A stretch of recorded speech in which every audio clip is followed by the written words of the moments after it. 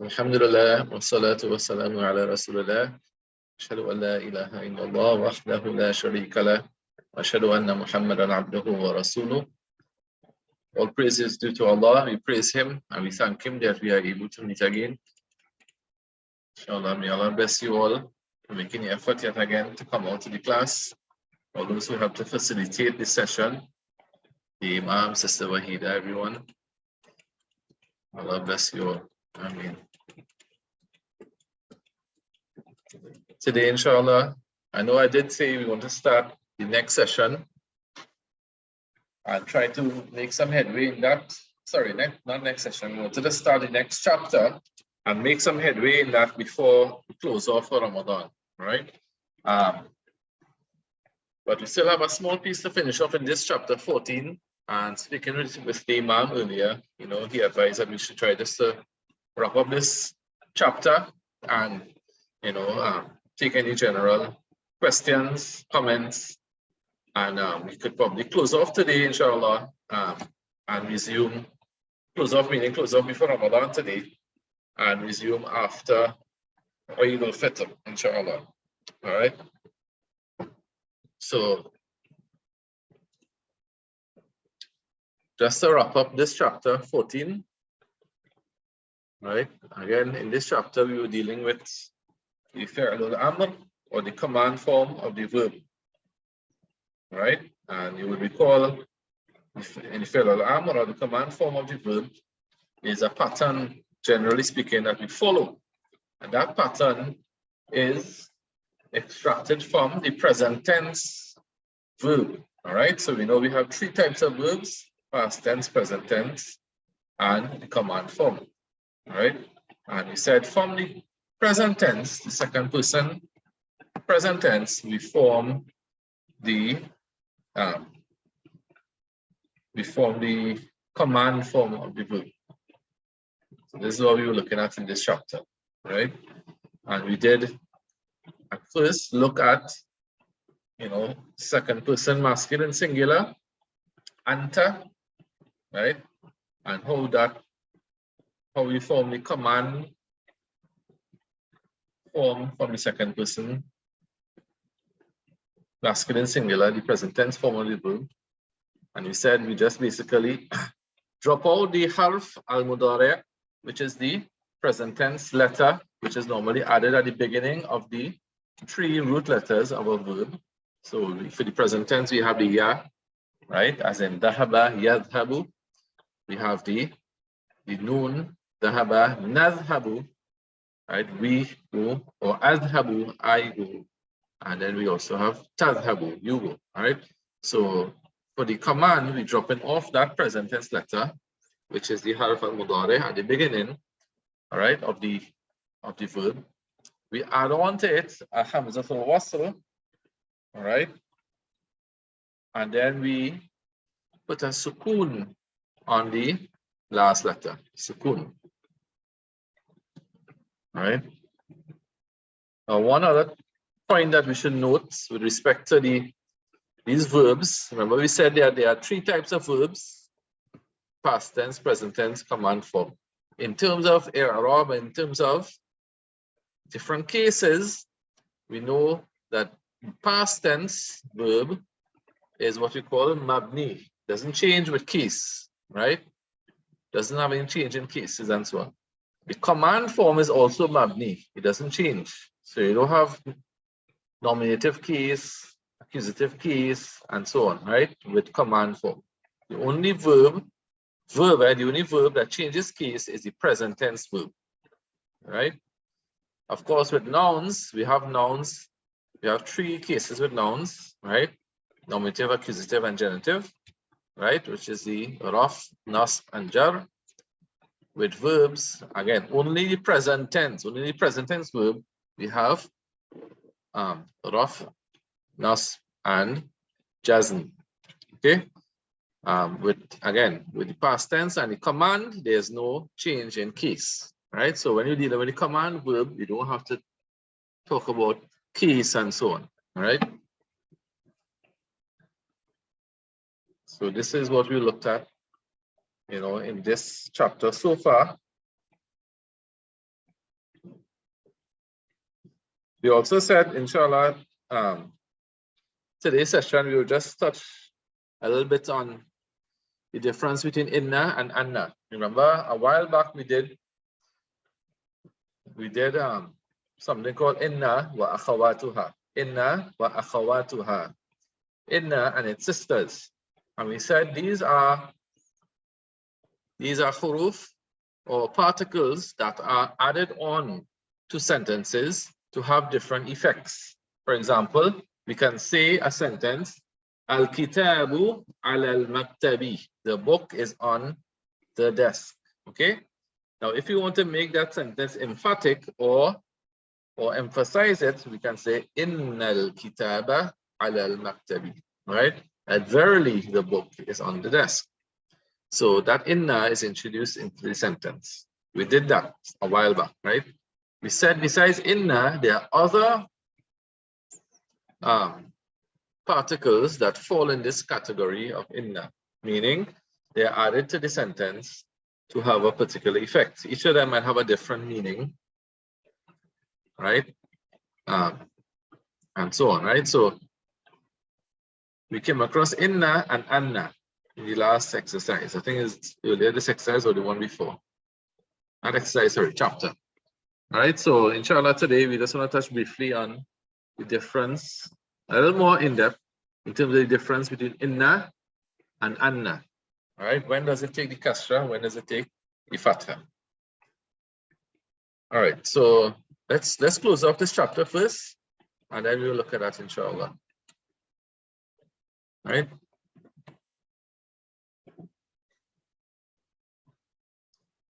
So we looked at this exercise earlier, last class. We didn't look at the new words yet. So let's just recap this exercise here, Rakam Samania. So we are on Safha, Wahid, Wamiya, or page 101. 101. Right?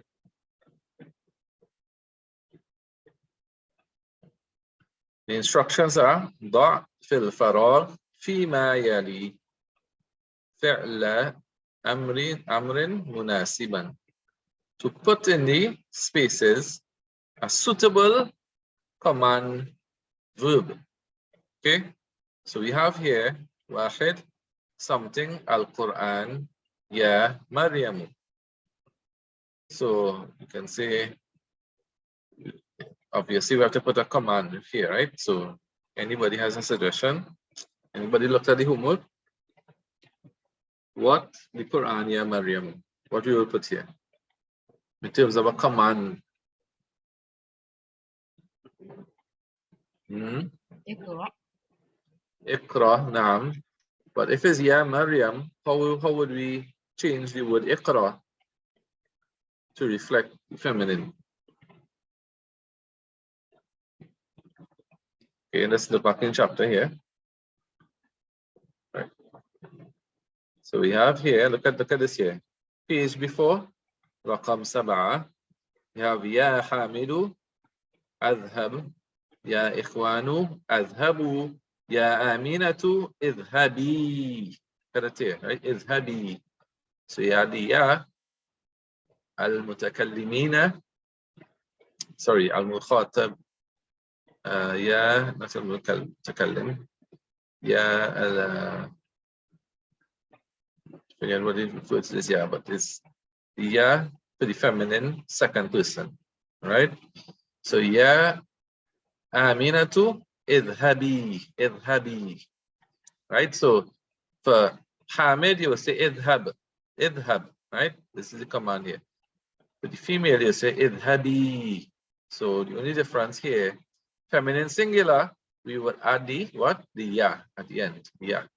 Notice, however, when we add the ya, the last letter of the three root letters, it no longer has a sukun, like idhab. Idhab, the ba, which is the last root letter, has a sukun, right? So idhabi, the ba here, has a kasra. The ya has a sukun. All right. So idhabi.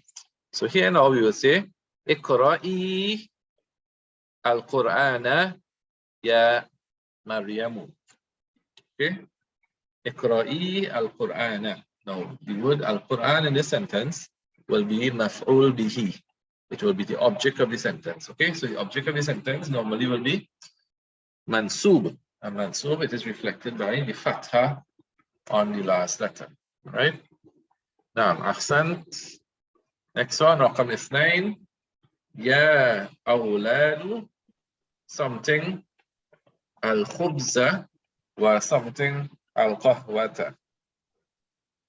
You all know the meaning of khubz, right? Bread. Bread. Now, so what would be the suitable command to put in here? Kul. Now, kulu. Now, kulu because it's plural, right? Ya awladu. So it's plural. Awlad. All right. Ya awladu. So we're not using the singular. We're using the plural. And you know, with the plural, we take the command, the singular command, and we add the waw al-jama'ah. Okay, so instead of kul, we get kulu, kulu. All right. Remember, kul is one of those special verbs where we just have 2 letters in the command, right? So it's akala yakulu kul, akala yakulu kul, and the plural will be kulu. Now, accent, and next one will be what? So let's write here kulu. Ishrabu. Ishrabu now. So kulu.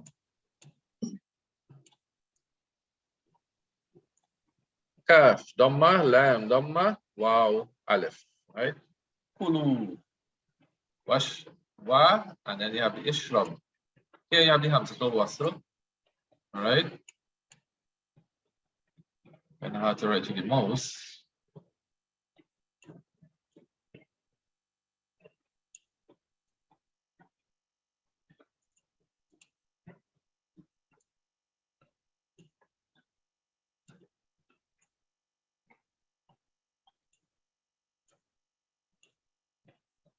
Kulu washrabu. Kulu wash. Wow, fata wa. Join to the sheen. Right? Washrabu. Kulu washrabu. Next one. Something. You know, firstly, yeah, Musa. Ukhruj. Now, ukhruj. So you have kharaja, yakhruju, ukhruj. And we have the person is speaking to Musa, so we know it's second person masculine singular. So it's just ukhruj with a sukun on the last letter. Ukhruj. Now, exit the classroom for Musa. Now,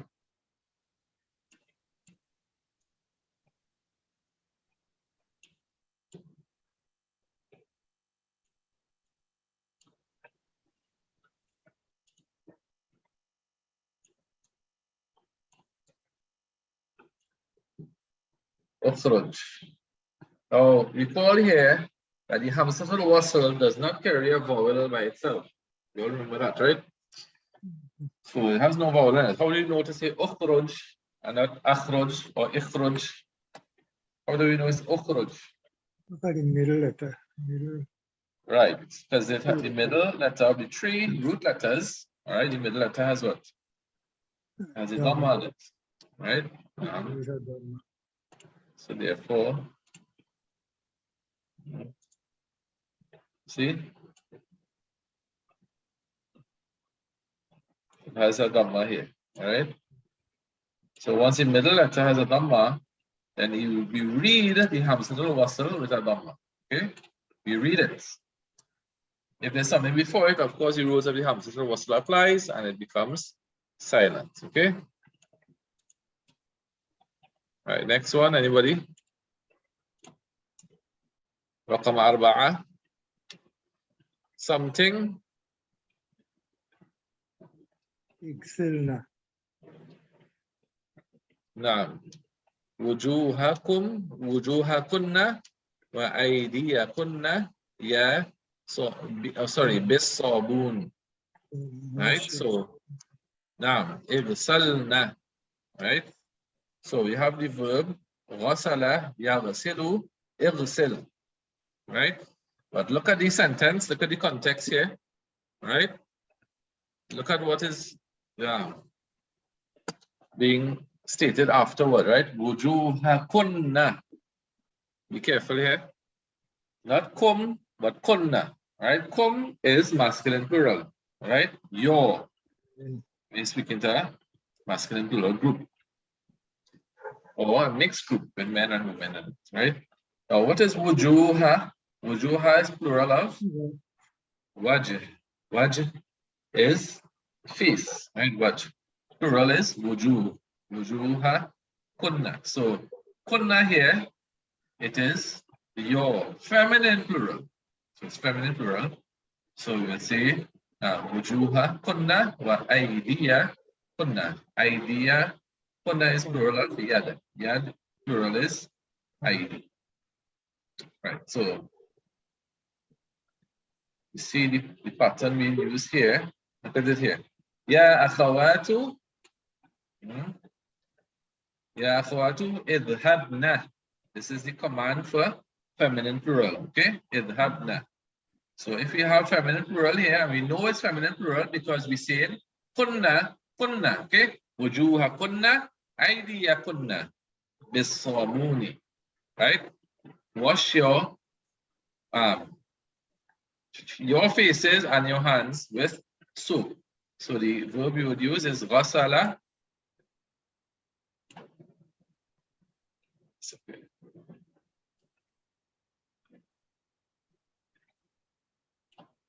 Terrible scene here. Ghasala, ghasala, to wash, right? So from ghasala, you get yabasilu, ighsil, ighsil, right? So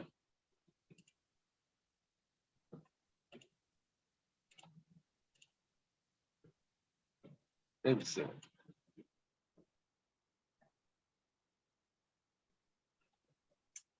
Ighsil, and then of course you have the nun and niswa, so the ighsil na, right?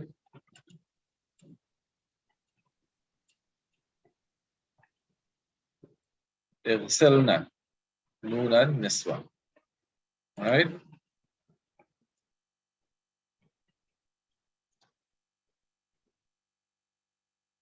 Any questions on that so far?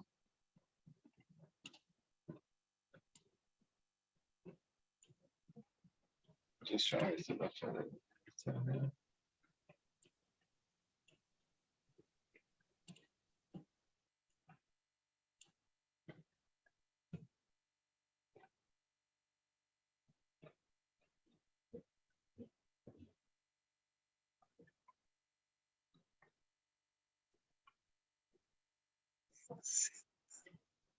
Tenga das mit den Rules hier. Generate this here.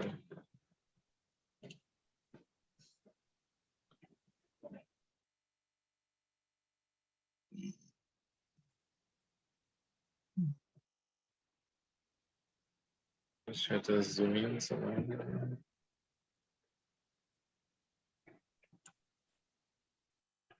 It's mouse not easier, so.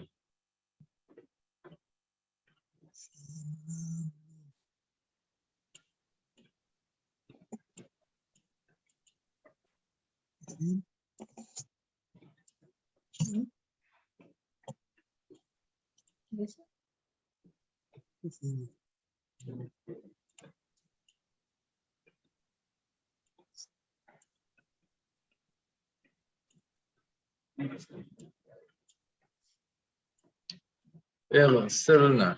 Why do we say irselna and not urselna or arselna? We say irselna because the middle root letter, which is seen in this case, carries a kasra. So once the middle letter carries a fatha kasra, the hamzat al-wasl at the beginning is read with a kasra. Okay? So we say irselna, irselna. Right?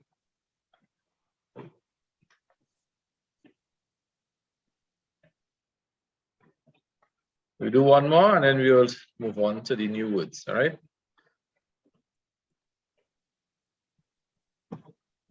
Something, ra'saka,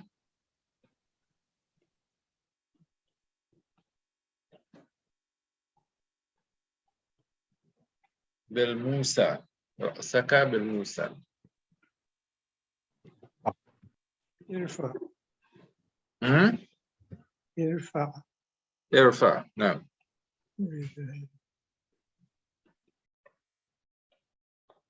ارفع. So رفع means to raise. يرفع ارفع.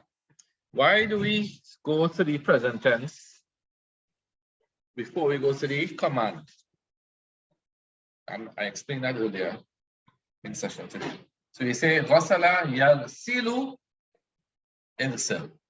Right? رفع يرفع ارفع. It's important to go to the present tense because remember the command is formed from the present tense. Okay?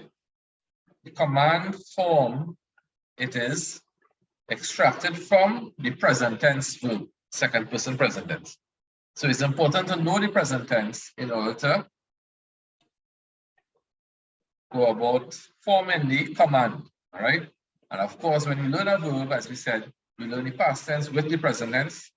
So the main reason being so that we will know and memorize what vowel goes on the middle letter.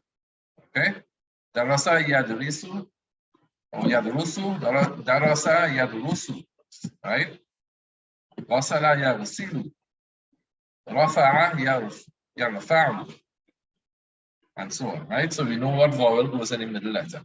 And what vowel goes in the middle letter must be known in order to know how to read the hamzatul wasl in the command form. All right? Any questions on this exercise?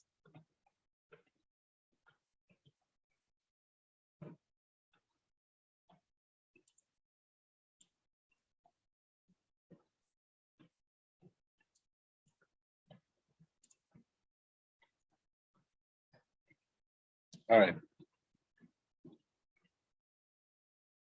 So let's go to the kalimat al-jadida. Al-kalimat al-jadidatu, the new words.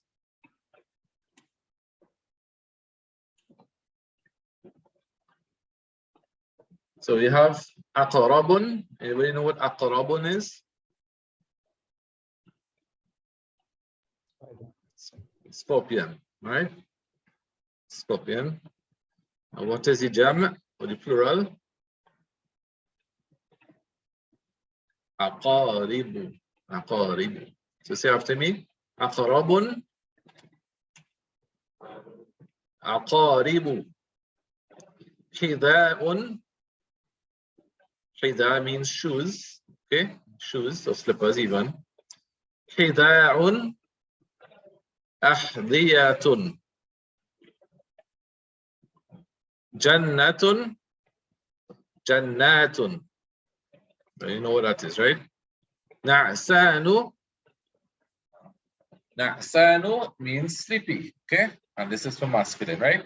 Mu'annath, which is the feminine, it is what? Na'sa. So na'san, na'sanu. The feminine will be what? Na'sa. Na'sa. Okay. Kubun. Kubun means cup. Right? Plural is akwabun. Akwabun. Right? This is the word akwab is in a few places in the Quran. Okay? Akwab. So kubun, akwabun. Sawtun, aswatun. Sawtun, aswatun. Sawt is the sound. Or it can be a voice, right? As Allah says in Surah Hujurat, do not raise your voices above the voice of the messenger. Fawqa sawtin nabi. Do not raise your voices fawqa, above sawtin nabi, the voice of the Prophet. Okay? So sawtun aswatun. Yadun, the jam is aidin or al-aidi. Zawjun, the spouse. للمذكر والمؤنث. So the word zawj, zawjun, is used for masculine and feminine. So it's what they call a gender neutral word, right? Zawjun basically refers to spouse, right? However, if you say zawjatun with a ta marbuta at the end, it refers to wife only. Okay, so zawjun means spouse. You know, like spouse could be a husband, spouse is his wife, and the wife's spouse is a husband, right? It's one word spouse.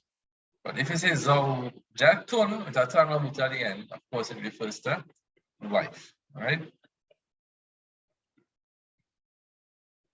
مذياع مذياع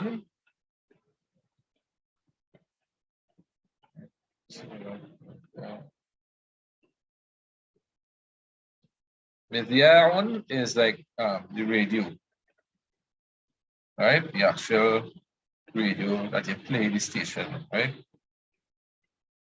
Jawun is like the weather or the climate, right?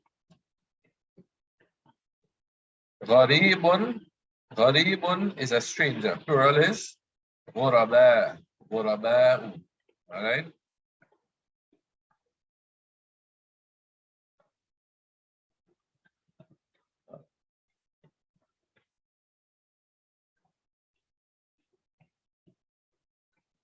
Musan is a razor, right? Musan, check that back here.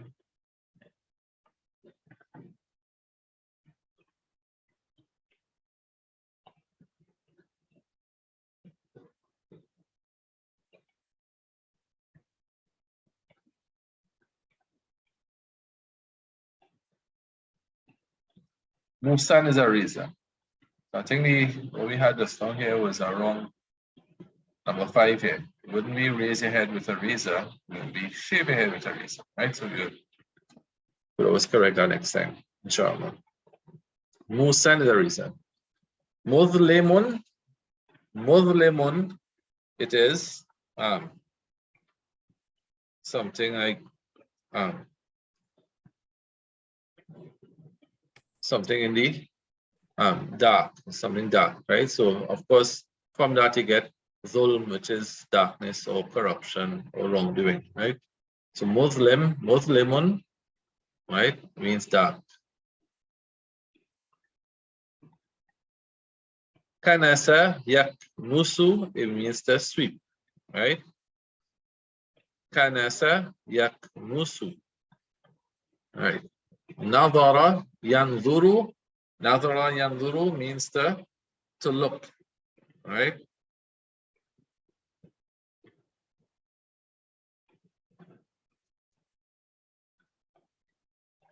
Sakata yaskutu means to be quiet.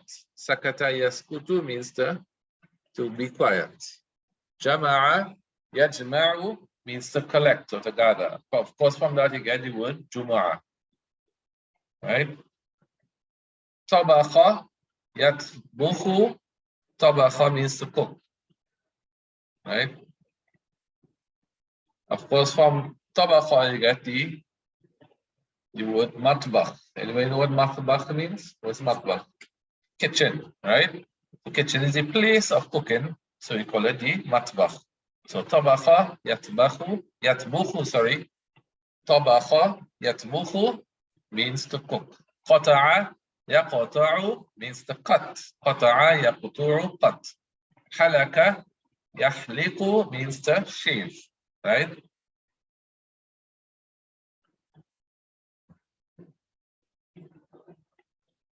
Abada ya'budu means to worship, and alima ya'lamu means to know. Mana'a yamna'u means to prohibit or to ban. Ada ya'udu means to return, right? Ada ya'udu, to return. Good. So these are the new words, some new verbs here, and a couple new nouns as well to memorize. So inshallah, this is some good verbs to learn going forward, because we will be using them as we go through the other lessons. Okay. We have a few weeks to learn them because we have the month of Ramadan. Of course, everyone will be busy, inshallah, fasting, reading Quran, extra salah, charity, and so on. But if you can make some time for the Arabic, of course, while reading the Quran, we try to pick out some of the words that we would have learned along the way, you know, in the Arabic class, and try to see the context of it, try to see, you know, the case of it, whether it's masculine, feminine, whether it is in the case of nasb, in the case of raf, nasb, or jar, right? Whether it is a noun or a verb, you know, we try to analyze it. But of course, we can refer to an English translation, you know, to help us out, right? So before we close off, we have to look at the difference between inna and anna. So when we were studying this, I made a general statement, if you can recall, that inna with the kasra is used generally, all right? Yeah, inna.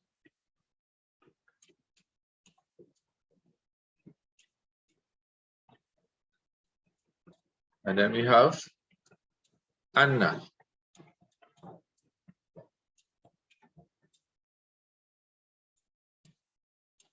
Right?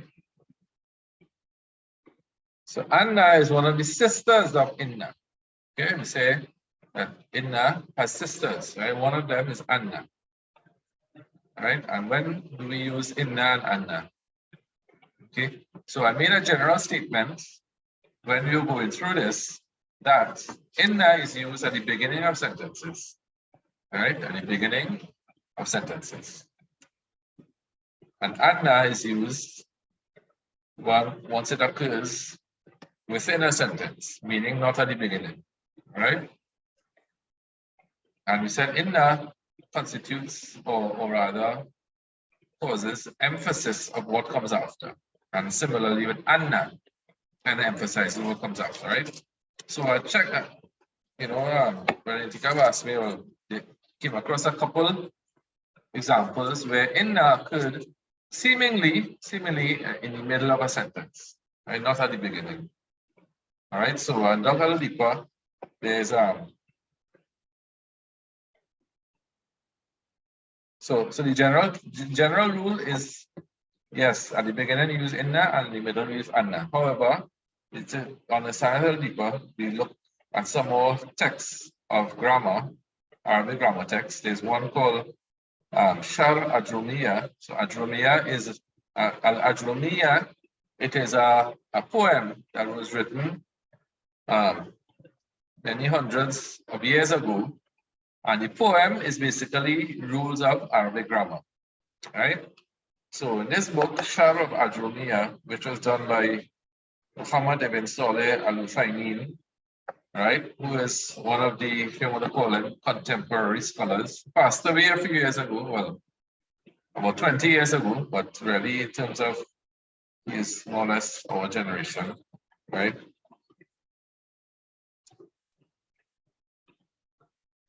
Right, so he talks about inna and anna, right, in explaining this this rule, right?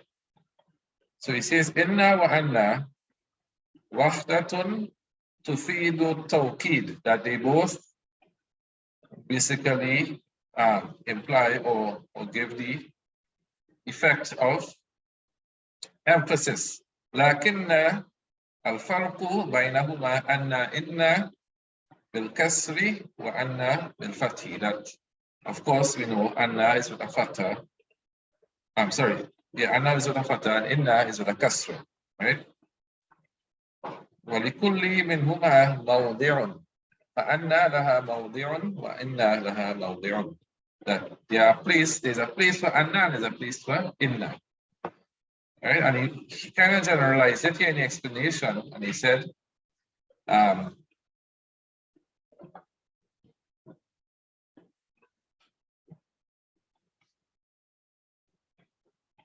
anna مفتوحة لا لأن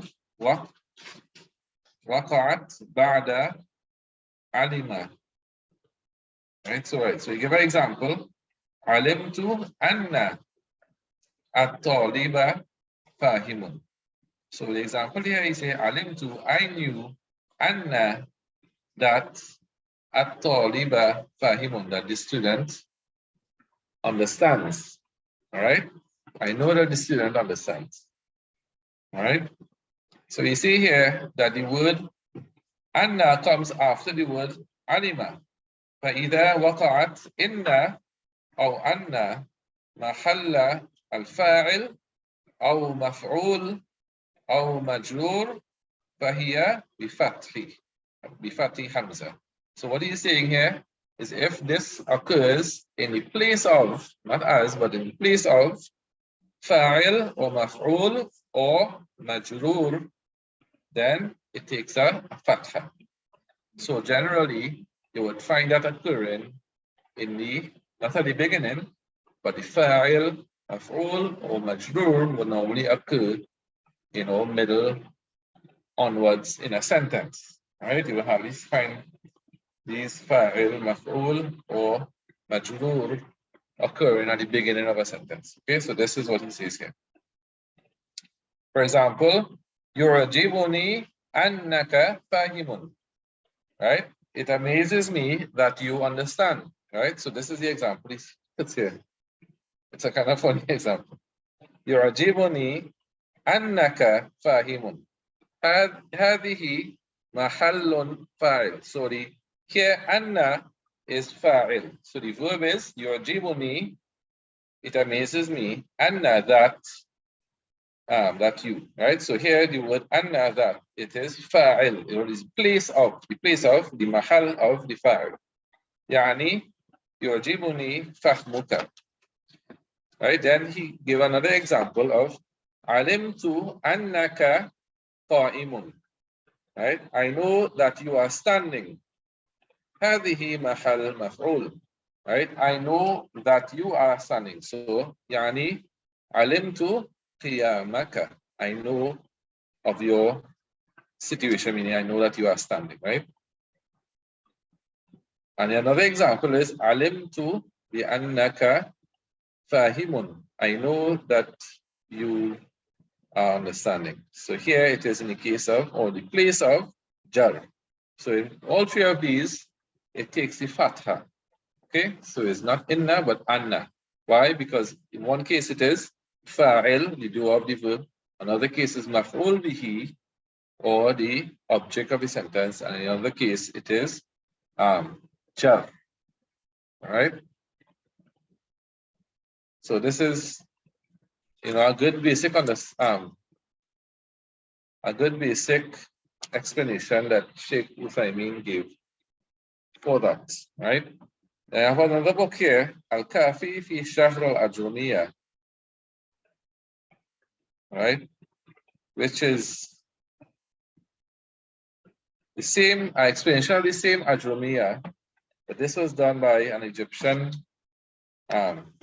sheikh, well, one of the teachers who taught us in Egypt, right? So he gave a little more breakdown. In fact, he went into great detail, which I wouldn't go into. I'll just quote a few of the examples that he gave here, right? So he say here, مواضع الكسر مواضع كسر hamza inna. So the occurrences of the kasra of the hamza for inna. So when does it take kasra? Firstly, أن تقع في أول الكلام. So this is what we said as a basic broad statement, right? As a basic broad statement, we said في أول كلام, meaning at the beginning of speech. At the beginning of the speech, the inna takes the kasra. It is inna, not anna. Okay, so at the beginning of the speech. So these are general statements. And he gave an example of the Quran. مثل قول الله تعالى إنا أعطيناك الكوثر. Right, Surah Kawthar, verse 1. So you see at the beginning here, inna, not anna. Okay, so this is a general statement. Also, مثل قول النبي صلى الله عليه وسلم إن الله كتب الإحسان على كل شيء. That verily Allah has prescribed excellence in everything. All right. So this is a hadith in which the Prophet ﷺ uses inna at the beginning. So this is understood, right? At the beginning, it is inna. Our next occurrence of inna is أن تقعوا في أول الجملة الصلة. So there's something called جملة الصلة, which we haven't gotten down into, but جملة الصلة normally occurs after a relative pronoun. Right? After what? Relative pronoun. So we know we have, for example, demonstrative pronouns, هذا, هذه. We have relative pronouns, الذي, الذين, التي, and so on, right? So we have, and we have other relative pronouns as well. Ma could be a relative pronoun, right? So after the relative pronoun, we have something called jumlatus sila, or the sentence of connecting. So you have a sentence, alladhi, something else. So it's the connected sentence, all right? So if it occurs at the beginning of that, right, then it can be inna as well. For example,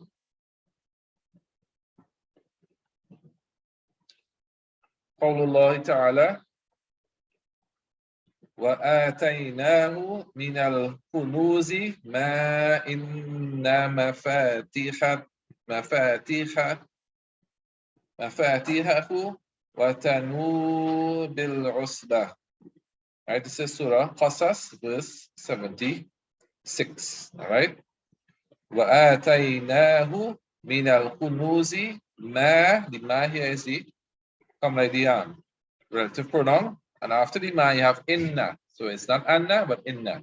Why? Because this is the start of a jumlat as-sila. All right. Another example or another occurrence of this, number 3, an taqa'u fi awwali jawab al-qasam. So you have something. So all of these are getting into some more advanced grammar, right? So jawab al-qasam, so you have qasam, which is a swearing, right? So for example, Allah says, wal asr, by time. So this is, he's swearing by time.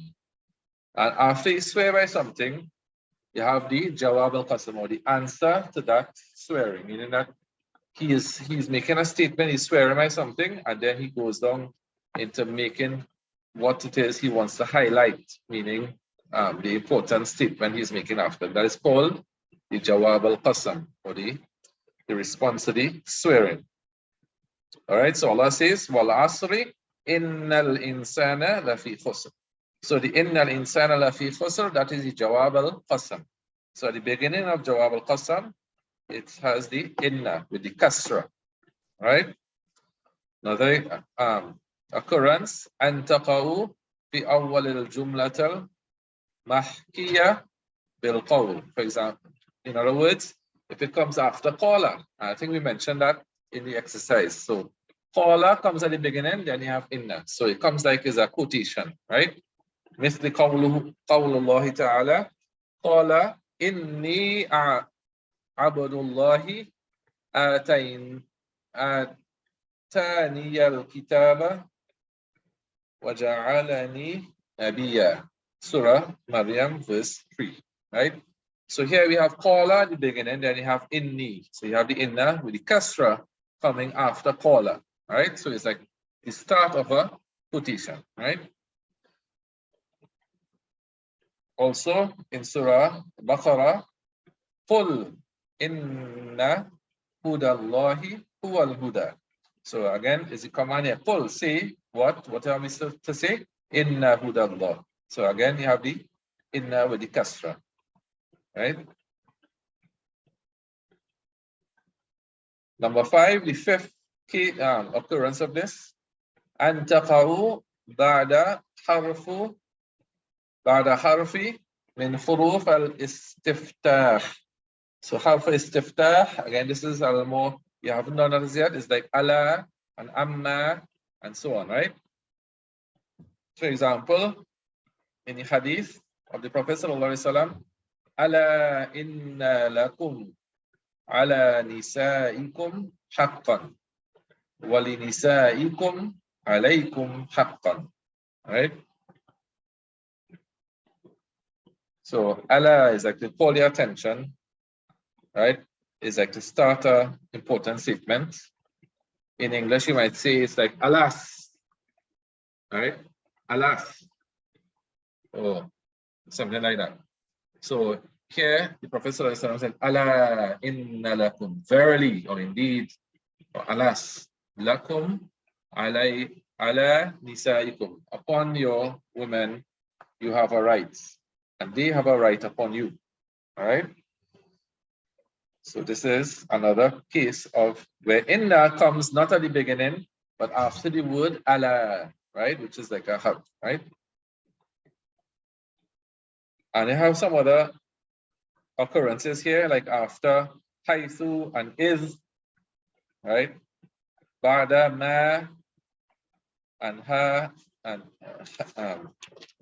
and so on, right? So we have he went into about 6 more of these, and these are more, minute occurrences of inna, not at the or rather, where does inna occur, right? Now, where does anna occur? Antaqa'u fi mahal raf fa'il. So just as Sheikh Uthaymeen mentioned in the Sharh of Ajrumiyah, here it says Ayman, Dr. Ayman, he also said when it comes in the place of the fa'il, it is fatha, anna, right? Antaqa'u fi mahal raf nas na'ib fa'il. So it's also when it is not only fa'il, but na'ib fa'il. We didn't do na'ib fa'il yet. There is more when you have verbs that are passive voice verbs, all right?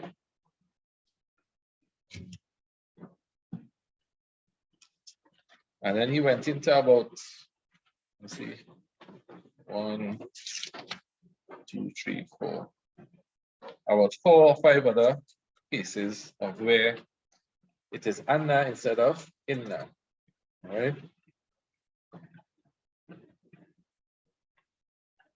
Again, he says, just as Sheikh Uthaymeen mentioned, if it is maf'ul bihi, it is also anna and not inna. All right. Also, if it occurs after a harfu jar, right, it is anna and not inna. So in other words, if it is in a situation of jar. All right. So I hope that helps to clarify a little bit. Why does inna occur sometimes and anna occur sometimes? All right. So generally speaking, that is why as a basic statement, we said inna occurs at the beginning of the speech and anna occurs in the middle of speech. And you will see inna sometimes in the middle of a sentence. That is because it may have been one of these cases where it comes after Paula, he said, or it may have come after a relative pronoun, or it may have come after one of the other things we mentioned, right? Any questions? I know we've gone over time by a bit there, but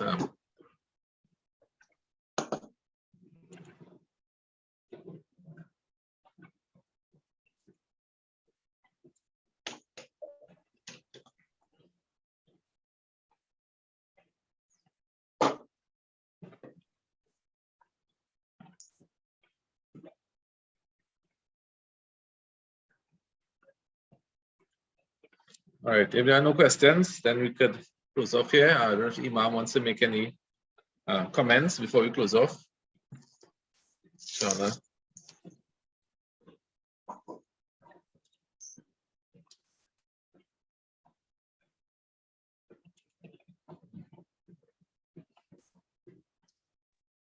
Assalamu alaikum.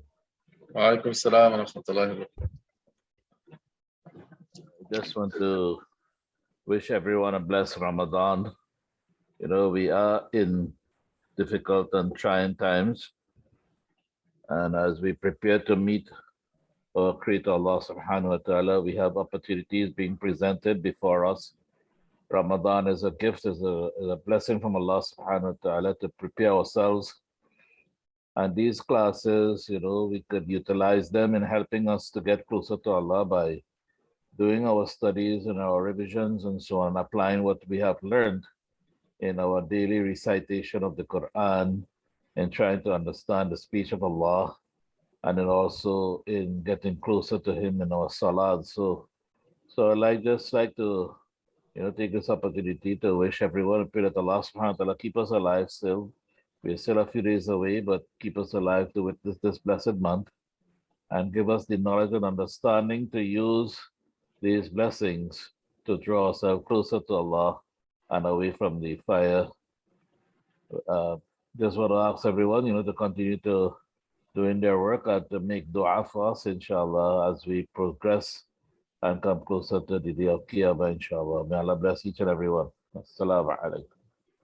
Alaikum assalam wa rahmatullahi wa barakatuh.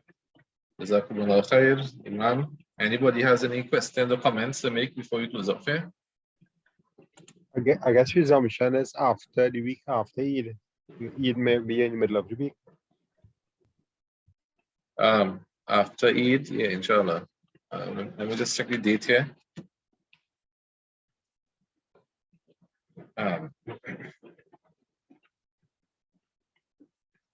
Right, so Eid may be around the 3rd of May, all right, depending, of course, on the sighting of the moon, all right. So that is a Tuesday. So, well, of course, we wouldn't start back on Eid day, and then so that's the 3rd of May. The 10th of May will be 1 week after that, and normally we would give some time for people who want to make up their 6 extra fasts after Eid. So I would propose we resume either on the 17th or the 24th of May. If that's okay with everyone. Imam, I don't know which one you. We could look at the 24th, give people enough time to make up their 6 days, and if they miss, and get some strength. Right. Inshallah. So we look at the 24th of May as a date to resume. All right. So yesterday is our last class. I think Yahya asked if this next week will be the last class. No, next week is not the last class. Today is the last class until Ramadan, until after Ramadan. Okay.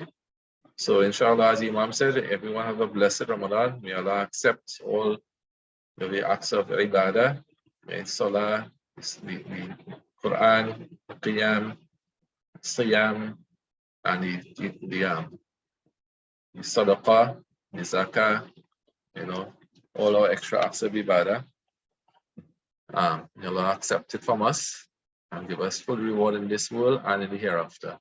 And inshallah, we resume after Ramadan with full conviction to go forward, with getting closer to the work of Allah, getting closer to Allah through His words. All right, so we close off here until after Eid, 24th of May, inshallah, we resume. Okay? Assalamu alaikum wa rahmatullahi wa barakatuh. Subhanak Allahumma wa bihamdik. Nashhadu an la ilaha illa ant. Nastaghfiruka wa natubu ilayk. A'udhu billahi minash shaitanir rajim. Bismillahir rahmanir rahim. Wal 'asr. Innal insana lafi khusr.